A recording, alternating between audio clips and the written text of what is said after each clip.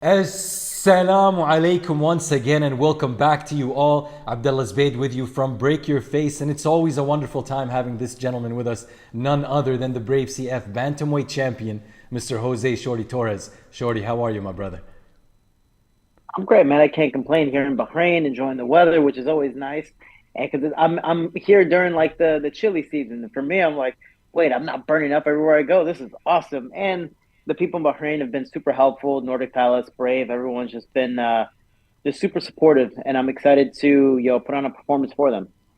Good stuff, good stuff. It's good to have you back in Bahrain. Glad you're enjoying it so far. You've got a nice little introduction to your name this time, or to your introduction. A nice little addition to your introduction, I should say. Brave Mhm. bantamweight champion. How does it feel hearing that had that title? Have you gotten used to it yet? Um, Man, it's just been a long time coming. Any promotion that I enter, I always think I'm going to be champion. To me, in my head, it's inevitable. I just have to do the work and get the opportunities for it. For me, I finally got the third chance, the third opportunity to do it. And even though I had some hiccups with my cut and trying to get acclimated to, I believe it was 3,200 kilometer high city, um, I got the job done. And whether it was a split decision, whether it was unanimous, whatever the case may be, I left home with the belt, and finally I could say I am the Brave Bantamweight World Champion, and yeah, I'm happy about it, man. And to have to fight the same guy twice, I'm not super excited about it, just because in this sport there's not many rematches. It's usually very, very lucky to have a rematch. Hell, I have one loss, and I always want that rematch. But it's just one of those things that we all don't get the opportunity to do so. And Nkosi does. Well, I have to, not just put I guess the final nail in the coffin, but I have to put him to sleep as well. Yep. So let's talk about that last fight at Brave CF 73. You got two belts on that night. Congratulations on the BJJ black belt, as well as we Thank you, mentioned, the thank you. Brave bantamweight title. It was a bit of a challenge to get that title. Not an easy opponent in Nkosi Ndeble, but a well-deserved split decision victory on the 12th of August. Talk us through the fight. Did you think it would be easier, more difficult? Was it what you were expecting at all? Um, I thought it'd be easier to close the distance. He's very long. He's very tall. He knows how to use his reach very well, especially with that teep kick. He didn't set it up, and that was the biggest thing. Is usually you'll see some type of hip movement. You'll see the shoulders move when people are going to throw their strikes. But he, even when falling back, he would just throw it to keep me away. And I'm like, man, you might not be landing, but this is annoying. Like, and then when I'm, rushing in, he's grabbing me before I grab him, and then he's keeping me on the fence. Now, the first round, he was able to get a nice little cut on me from a knee, which I have no clue how the cut happened, but hey, good shot. And then I was like, okay, cool. Lost the first round.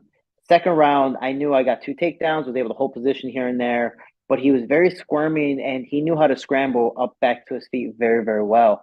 And he did hold me against the fence, for a while, but there wasn't really much action. So the second round, I was like, you know what? It's a very close thing because of my takedowns, but you know what? I'm gonna give it to him.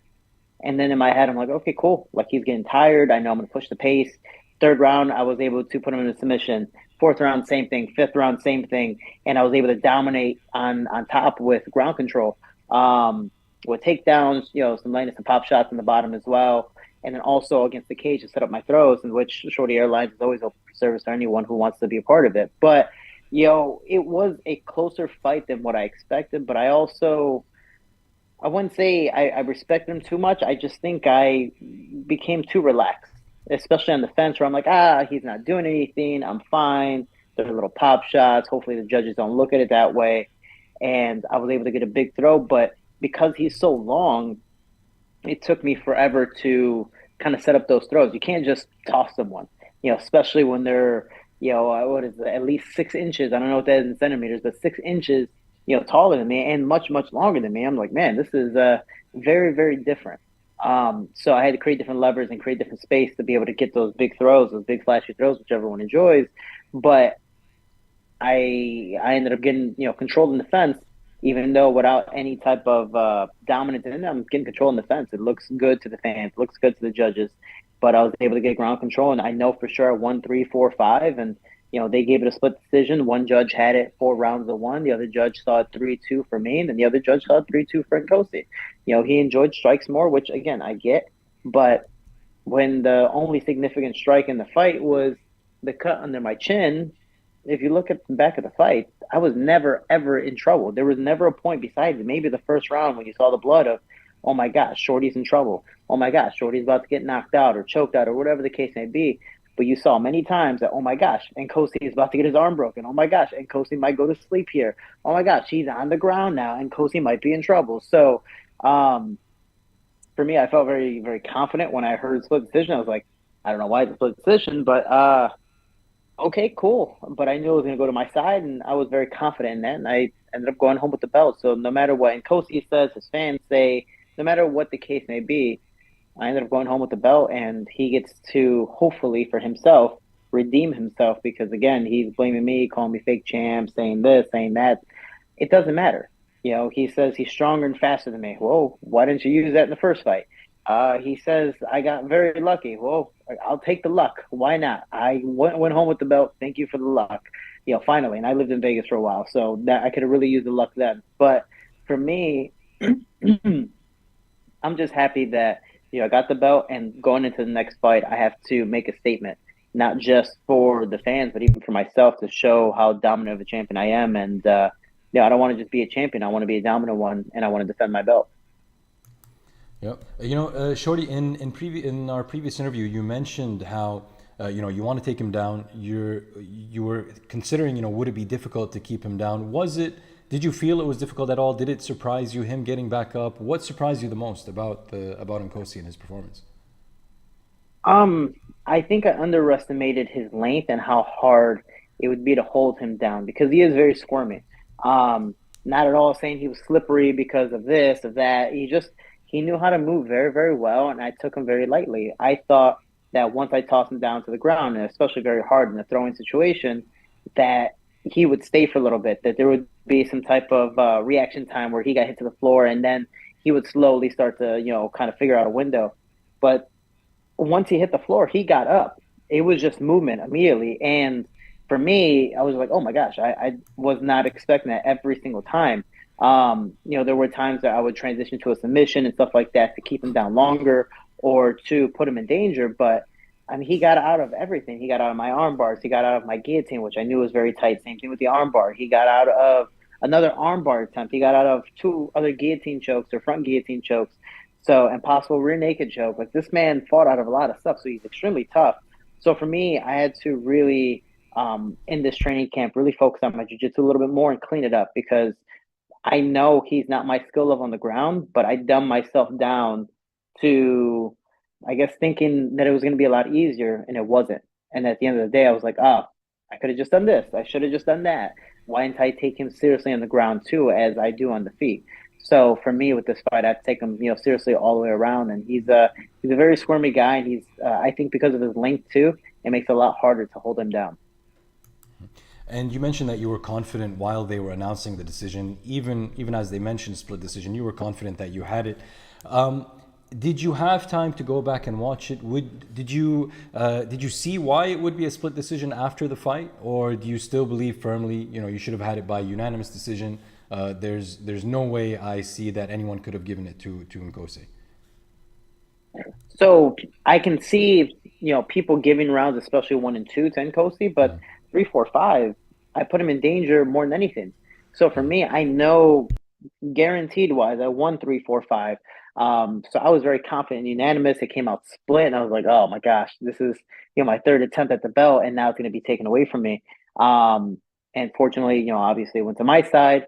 I have not gotten a chance to watch the fight. I have the fight. I'm going to watch it the week before to kind of get those small little things to remember in the fight and go, okay, cool, this is what I should have done. Okay, cool, that's what I should have done. Because I mean, I really think about it.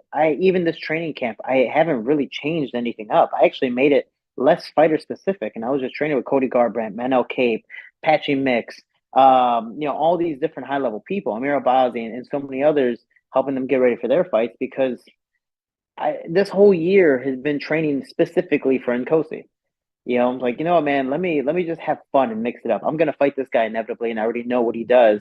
So coming round 6, I should already have a game plan better suited to fight this man. And hopefully my skills have improved fighting these other guys just in case he decides to take me down, just in case he decides to do something different in this fight. I highly doubt it in a 4 month camp, leading from the last fight, but maybe something else changes. And if not, I already know what to do. And I'm going to implement what I did before, but hopefully to a more extreme level. Um, I'm going to watch it the week before the fight because I'm just not a fan of watching my fights. I actually rarely ever watch anything back, whether it's my interviews, whether it's my speeches, whether it's anything I do, and especially my fights. For some reason, I love being on camera, but I hate seeing myself on camera. If that makes sense. You ever like just get annoyed by your own voice or Yeah. anything like that? That's just kind of how I am. I'm like, oh my gosh, I'm saying this again. Like I'm my own worst fan. So Yeah. Yeah. I will watch the fight week. That's just to remember stuff, and then after that, I gotta take care of business. Yeah, I mean, watch that fight, and there's plenty of other fights you've had that I suggest you go back and watch. Always exciting to watch your fights, brother. Do you have any thoughts on how this fight will go? Any predictions on the outcome? Do you see yourself finishing him this time? What are you thinking about the fight? For me, I feel like I have no choice but to finish him. If I don't finish him, there'll always be an excuse in his head of saying, I got lucky, or a complaint, should I say. I got lucky, this, that, whatever the case may be. I need to make a statement in this fight. Not just for Nkosi and his team and his followers and everybody to be like, okay, hey, Shorty's the champion, but I also want this bantamweight division, as Brave is really trying to solidify it with all these bantamweight matches coming up, is like, hey, you guys have to fight me next.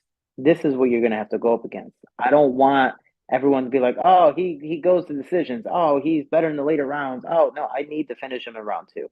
In my head, round two is what I should have done in the first fight, and round two needs to happen in the second fight. I already know the pros and cons. I already know how fast he gets tired. I already know my strengths against him.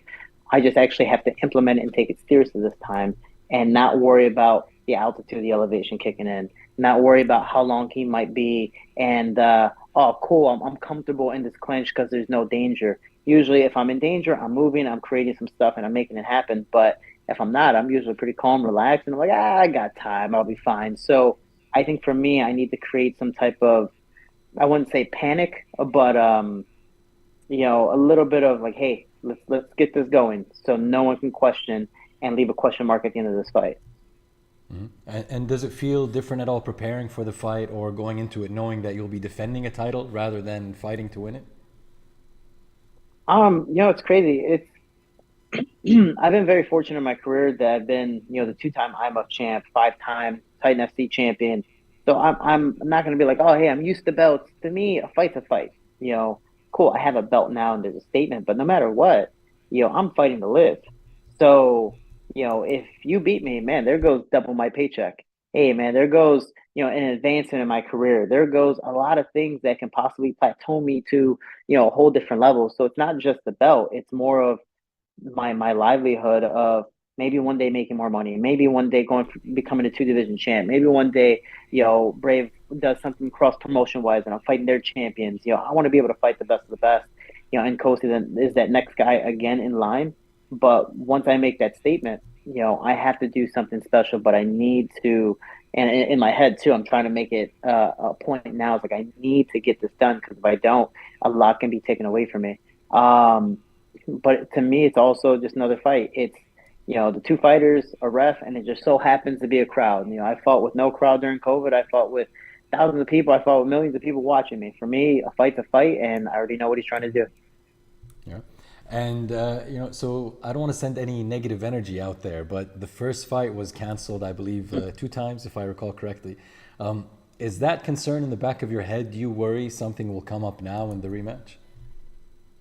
No, I think I could be wrong. I think Brave actually has a backup guy just in case. I could be wrong. I know they kind of made that statement to me of we have a guy, but I don't know if that was like, oh, we have a guy next in line or whatever the case may be. But for me, I know I'm fighting. If it ends up being Nkosi, it ends up being Nkosi. If it ends up being somebody new, it ends up being somebody new. I'm just ready to fight. And if dude, if something happens, hopefully nothing. But if something happens, man, where's wood? I need some wood. Knock on wood. Things.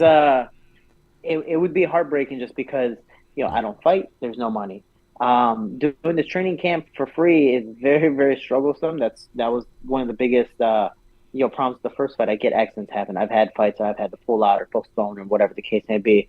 So I know these things pop up. But we actually had two events, canceled. We had one event that was supposed to be in Israel. Obviously, things that flourished from that were it's not going that well. And then we had him having passport issues the next month later to where there wasn't another fight. And it was like, oh my gosh, when am I going to fight this guy? And then pretty much the eighth month of the year. So think about it. I'm training all the way since January. Just imagine not getting paid for 8 months, to fight. So it doesn't matter. I don't get paid for a training camp. I don't get paid to spend all the money I'm doing to get ready. I'm losing money every single day I don't fight. So, man, inshallah, God willing, he's 100%, and I get to best him, and we get to put on the best contest possible for myself, for the fans, for each other, and hopefully walk out as healthy as possible too. Inshallah, inshallah. Did Brave mention a name to you for the backup fighter? I don't believe so, or let me rephrase it. I do believe so. I'm just not good with memory. Okay. I do get punched in the head for a living, and I do take a lot more shots than I should. But I do believe it was the I don't know if he was Serbian or Slovenian, but he did have a knockout real finish in his Okay. Brave debut. And another tall guy, which why? But me, I don't care, man. I just fight Yeah. anyone, and I knew bumping up to a higher weight class, everyone was gonna be taller than me regardless. So Yeah, no doubt, no doubt. Excuse me, Shorty. Another gentleman calling for a rematch is your former opponent, Izzedine Al Derbani. Now, you of course fought him to a unanimous decision win in October of 2022. He'll be fighting Dean Garnett on the same card. Dean is the coach of former Brave fighter and current UFC fighter Muhammad Mukayev. He's also the Hexagon MMA featherweight champion. Any thoughts on how that fight will go? And if Izzedine does win, do you see a rematch happening in the future? I've trained with Dean a few times with Muhammad Mokaev when Mokaev had camps here for Cage Camp Bahrain around the same time I've had my fights. And I think last year was the last time I saw Dean. And I remember talking to him about, hey, when are you going to make a return? Like, you're training, you're young still, you're healthy for the most part. Like, when are you going to make a return? I'd love to see you back in the cage. And then this guy ends up not just making a return, but winning a belt. And I'm like, okay, let's come back in the best fashion possible. Like, thank you for taking my advice. And then I found out that he was fighting Izzedine because Izzedine and I talk here and there. And I actually have a gift for him. He has a gift for me when he comes to Bahrain. So like it's all a brotherhood. We're just so happy to punch each other every once in a while. And he's like, oh yeah, I'm gonna fight this guy. I believe you trained with him before. I'm like, oh, you're fighting Dean.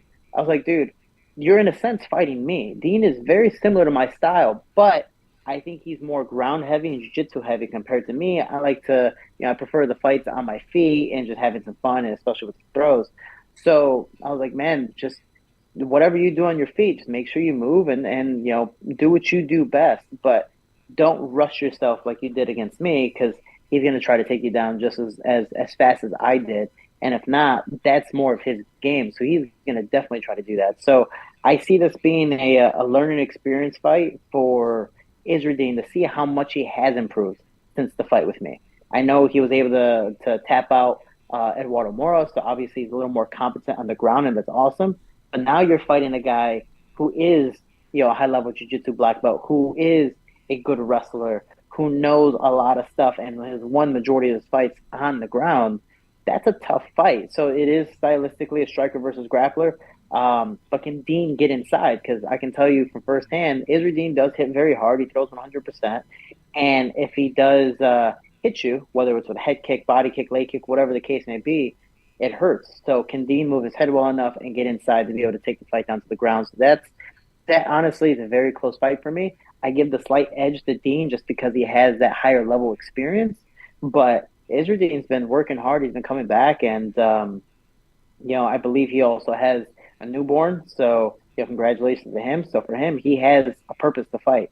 So, there's that motivational factor for Izzedine as well. So I think it's a very close matchup. I'm just excited to watch it because knowing whoever wins that fight could be next in line for me, if not be that contender matchup to fight me next.